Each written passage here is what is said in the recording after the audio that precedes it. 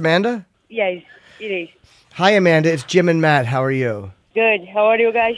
Good. I don't know if you remember, we've talked to you before, but I sat next to you in New York at UFC 205, and we took a photo together, and you wanted to duck down. I'm like, let's take a photo. And she's like, all right, let's just duck down. So we had to kind of squat down behind the barricade, and we took a photo together. Oh, yeah. Yeah, I remember that. Yeah, I was the weird little creepy man next to you. Congratulations, by the way. Yes, congratulations, Amanda. Thank you so much. The champ. Appreciate it. Thank you. That was vicious. I can't stop to smile. Yeah. My cheek is hurt already. It's cloud 9, isn't it? You're on cloud 9. You're in the clouds. Yeah. Oh, yeah. Good for you. You deserve it. You deserve it, Amanda. Thank you. You looked really happy. Were you happy obviously in the post-fight press conference? You looked so happy because you could finally say some things that you had wanted to say. Yeah, because people still think Ronda Rousey was still the best, you know? And it's hard for you to keep the belt, and then people still think you're not the best. And that fight, I prove everybody, you know? I have a chance to show everybody I'm the real champion. And this is amazing, you know? I can enjoy more and more, you know? You also said you said that you weren't surprised that she stood up with her because you think her coach told her that she was a good boxer. What made you think that, or what indicated that to you?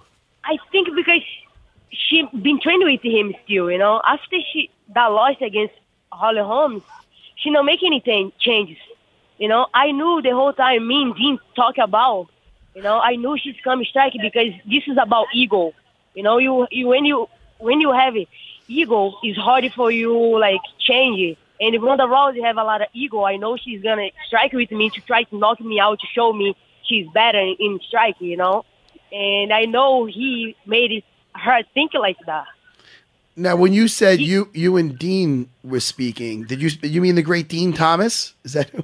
Yeah, Dean Thomas. We discussed about, we always after our practice, we, like, sit down and then talk for a little bit about everything we expect Ronda Rousey bring up that day. And me and him know the whole time she's going to strike a little bit, you know? And honestly, like, training for Miesha was more hard than training for Ronda Rousey. Ooh. Wow. That's interesting. And do you think, Amanda, that she was striking with you just to get close enough to grab you? Or you think it was more than that? You really think that she wanted to hurt you with punches first? Yeah, I really think she wanna strike with me. Because someone connects the first punch, her coach, I hear her coach like getting panic about it, and then try to tell her something different, but he don't know what he's talking about because he's not a grappling coach. And it was because I hear, you know, her coach too. At the same time, hear my coach, I hear her coach the whole time. I saw the confusion was, and then I know it was a bad strategy. You know, I know it was a horrible camp for her. It was a horrible camp. Now, you're saying her coach doesn't know what he's talking about. Are you saying in the terms of he didn't know how to handle when she got hit, what to tell her what to do? Exactly. He's like pretty much don't tell her anything. Like move, make her miss. Things like that. She not training like that. How she's gonna do it?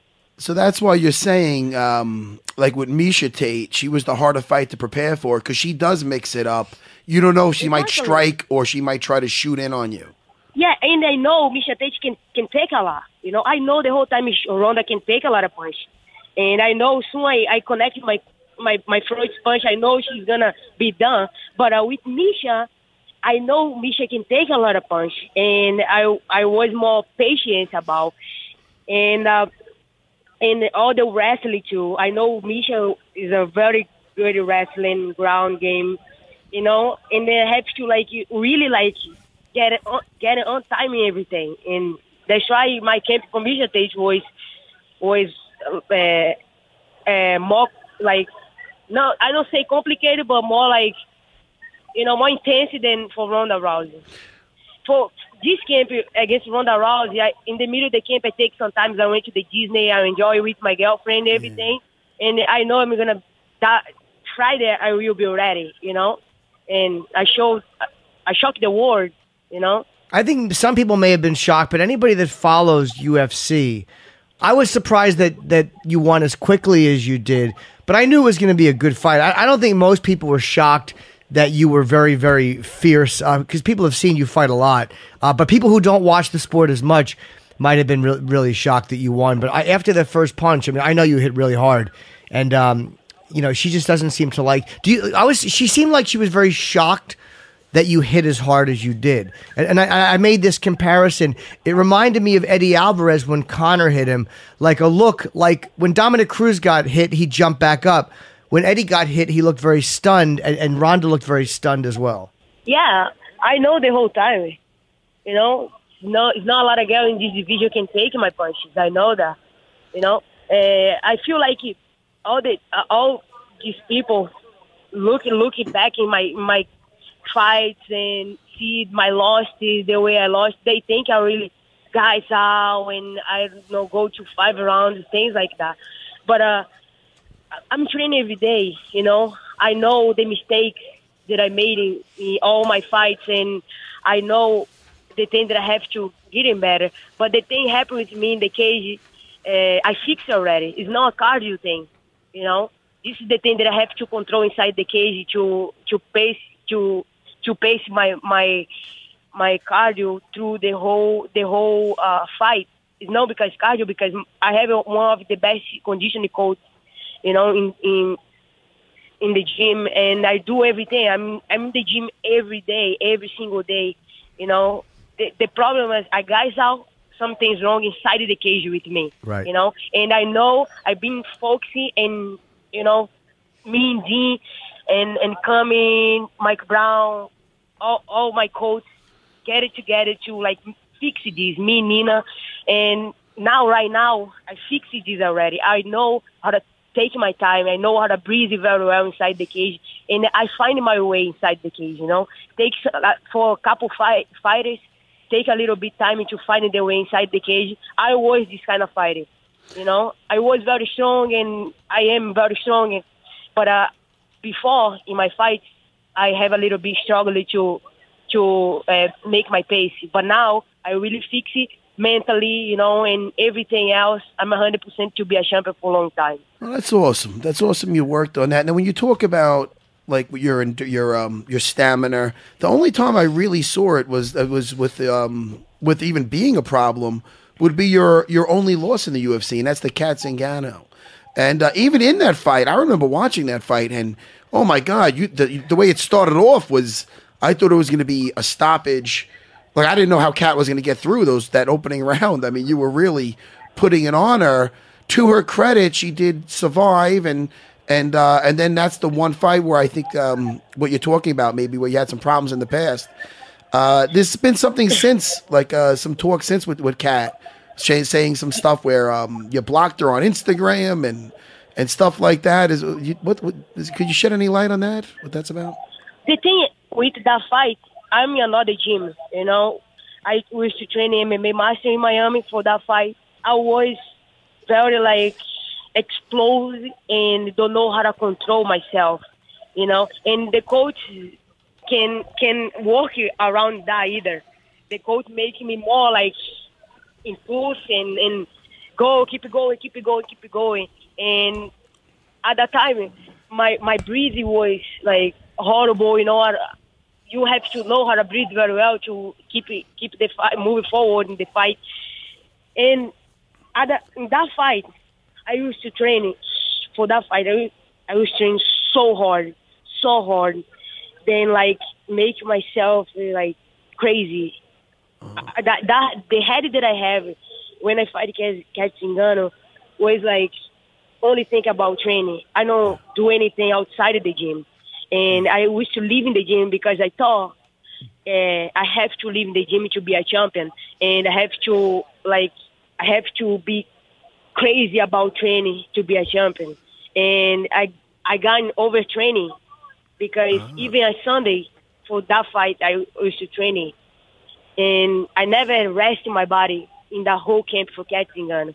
And the day of the fight, the the first explode, I can't come back anymore because my body was so tired and I can't handle because I never be able to do this in the training. I never trained like for like a full 3 rounds, good 3 rounds. In the gym that I was training, Fridays we do like 10 rounds of sparring without stopping. You know, like 10 rounds I think is too much for the body. If you do like 3 rounds very good, like you do in the fight, you're fine. You know, you can do some drills after, you know, some a little bit jiu-jitsu, grappling, but nothing like 10 rounds. And I feel like I was overtraining, and my strategy, I don't have any planning. I have only plan on one, and it was a little bit hard for me to come back in that fight. Well, Amanda, since then, because Kat recently said that you had blocked her on Instagram recently. Is there still an issue with you and her? They think that I blocked Kat Zingano for my page because she keeps say things doesn't make any sense to me, and then she go to my page and then like comment things that didn't make any sense because she coming from 2 losses, you know. She's supposed to be quiet and then work harder to back in the top 5, you know, or get her mentally, you know, in the game again. I feel like if you go to somebody page to talk about, you have to be confident and you have to be like that, you know, like top contender to start talk shit or something like that. She's in one situation right now. She can talk about nobody. She's supposed to be focusing her career to back in the cage and then get some wins to back in the, you know, back. I feel like I don't like to see those girls in my page. You know, I prefer like delete because they have to think about their career. You know, no like wanna talk shit about other fighters doing good because after I lost for her, I only like moving forward and then grow, and then now I'm the best in the world. What is she gonna talk about me? I don't need these people in my pages, you know. She don't need to come in my page. If she wanna see something about me, about my career, she can go in Google. She can find everything. There you go, Amanda. There you go, champ. No, listen, I hear it's one thing, Amanda. If maybe you're saying if she's been on a win streak and she's trying to use this to potentially say some stuff to get a fight. But you're saying there's not even a fight on the horizon until she wins some fights. That's what you're kind of saying, right? Yes. Nice. She has to back in, you know? Yeah, she's got to get some win and then, you know, focus her fight.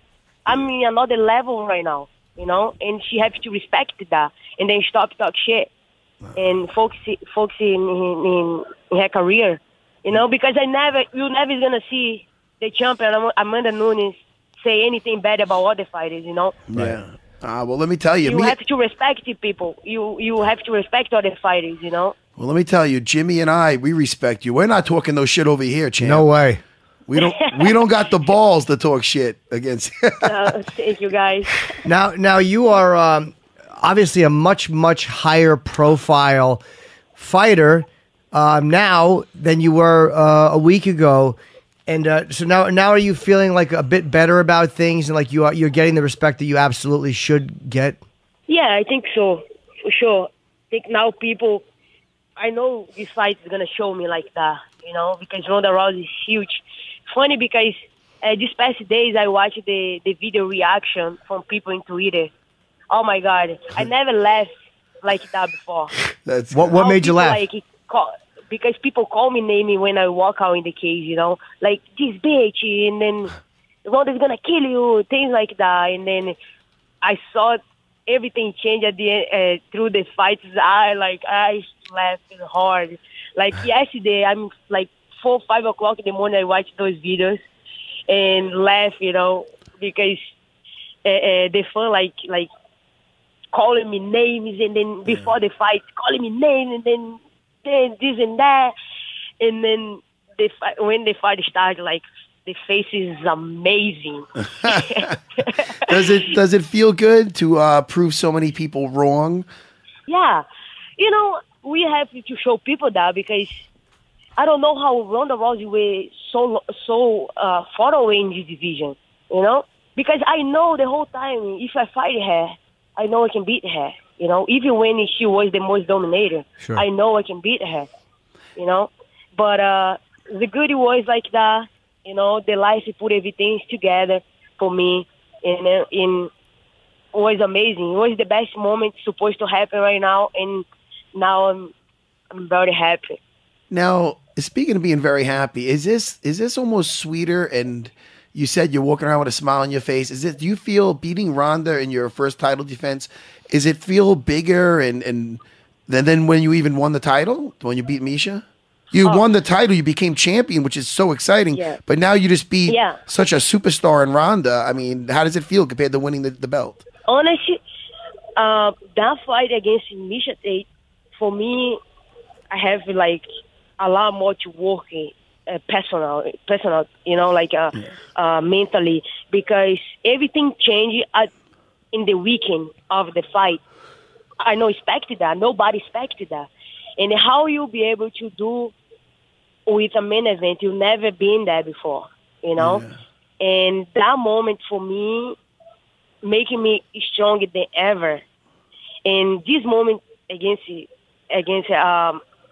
Ronda was easy to me go through because I know the whole time I will be the main event. And from that night was 200, making me so stronger than ever. I went through like this easy and smooth. That's why it was very, very good this camp for me. Do you have you guys met? Obviously, besides the fight and any press you've done, do you know her personally? Like, have you guys ever had any interaction before this? Who, me, Ronda? Yeah. No, I never see Ronda before. I never see her face before. Only that day in New York was the first time I saw Ronda Rousey. What about in the cage afterwards? Did she say anything? Yeah, what did you say? Because you did stop by her when you were walking around. Yeah, I said to her, like, you did a lot for this sport. You don't need to be doing this anymore, you know? Kill yourself like that. You know, if you want to do this, go back home, rest, and then make some change. You know? You said that to her? And another thing, when I went to talk to her coach, I don't say anything bad about him either. I say to him, like, I'm the best striker here. The only thing that I say to him. I don't disrespect him at all. I saw a lot of articles talk about I yell at him and say bad things. I clean it up right now. I didn't. You just told him that you're the best striker in here? Exactly. I'm awesome. The only thing that I say to him, I'm the best striker here. That's awesome. That's awesome. No, I think that's phenomenal. You're like, I didn't talk shit. I just told him I'm the best striker here. Yeah. That's good. Good for you, Amanda. That's excellent. Yeah, congratulations. And your girlfriend, Nina Asaroff, is fighting. When is her fight against Jocelyn Jones? How do you say her last name? Libarger? Libarger. When is that fight? In January, right? Yeah, she's fighting 15. Are you looking towards your next fight, or are you helping her train? Yeah, I'm already in the gym. I'm just leaving the gym right now. Talk to you guys. You know, I'm with her 100%. I sparred yesterday with her and did some grappling. You know, I'm with her. I know everything is Nina capable to do. You know, I know she can be the next champion, and I really believe in her because I trained with her. I know we trained the whole time. We pretty much was training the whole time, all my career after Cats and Guns fight, since in Ronda's fight, we've been training together. I know she will be the champion. I know. Well, congratulations, Amanda. We enjoy talking to you. You're very, very honest, and it's always nice to talk to somebody who you don't seem to pull punches verbally. You say exactly what you want to say, which is great.